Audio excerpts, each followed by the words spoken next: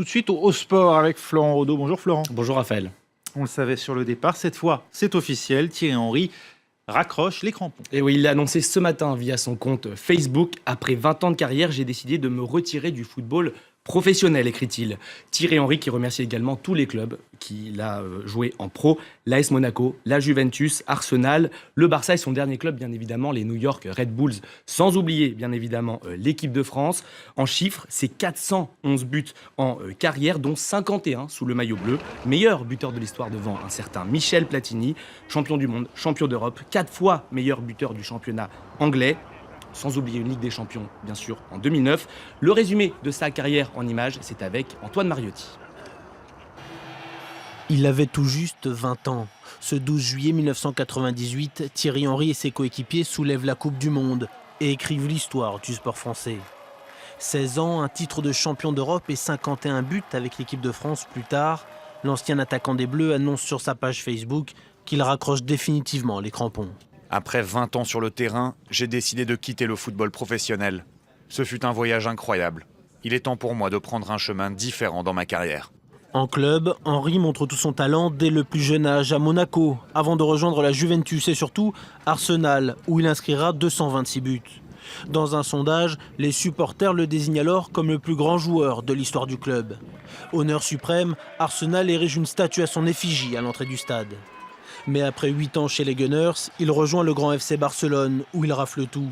Lors de la seule année 2009, Henry et ses coéquipiers remportent pas moins de 6 titres, dont la Ligue des Champions. Ses anciens partenaires ont été nombreux à saluer sa carrière ce mardi. Je pense que Titi devait avoir 17 ans, 18 ans quand on s'est connus à Monaco. Donc on va dire, je l'ai vu débuter, quoi. C'est surtout Arsenal où il a vraiment explosé, mais le championnat anglais, il y allait très bien, quoi. Donc vraiment un monsieur, quoi. Un monsieur. Après 5 saisons passées à New York, Thierry Henry va désormais devenir consultant pour une chaîne de télévision britannique. Le tout nouveau retraité des terrains laisse pourtant entendre qu'il pourrait revenir dans les années qui viennent, mais en tant qu'entraîneur cette fois. Donc exceptionnel pour Thierry Henry. Un petit regret peut-être, Raphaël, le Ballon d'Or. Il a terminé 2e en 2006 derrière Fabio Cannavaro. Il y a aussi cette fameuse main face à l'Irlande qui a envoyé les Bleus en Afrique du Sud en 2010. Une carrière bien remplie pour un monument du football français. On part à présent au Maroc, c'est là que se dispute le mondial des clubs. Et l'attraction, c'est bien évidemment le Real Madrid, avec toutes ses stars. Vous allez voir Cristiano Ronaldo en tête. Vous le voyez ici à l'entraînement.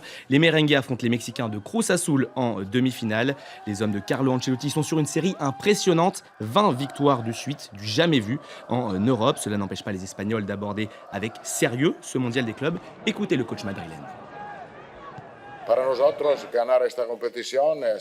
Pour nous, gagner cette compétition serait quelque chose de spécial pour terminer cette année qui est inoubliable. Inoubliable, c'est vraiment le mot. Une 10e Ligue des Champions cette année et le Real qui va peut-être battre le record de 24 victoires consécutives, un record détenu par Coritiba, un club brésilien.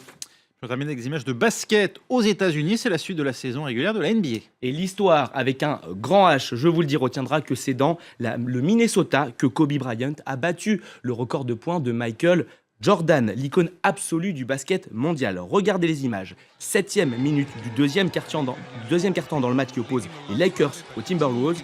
Kobe Bryant au lancer franc. Vous voyez la réaction de ses coéquipiers est fait rarissime, même ses adversaires le félicitent. Vous allez le voir à l'image. Tous savent évidemment qu'ils viennent de vivre un moment historique. Le Black Mamba, c'est son surnom, devient donc à 36 ans le 3e meilleur marqueur de l'histoire de l'NBA avec 32 310 points pour être précis. Devant lui, Karim Abdul-Jabbar, l'indétrônable, et Karl Malone. C'est beau le fair play, c'est beau le talent. C'est beau. Merci Florent. Tout de suite la météo. On se retrouve nous juste après pour la suite de Paris Direct. Restez avec nous.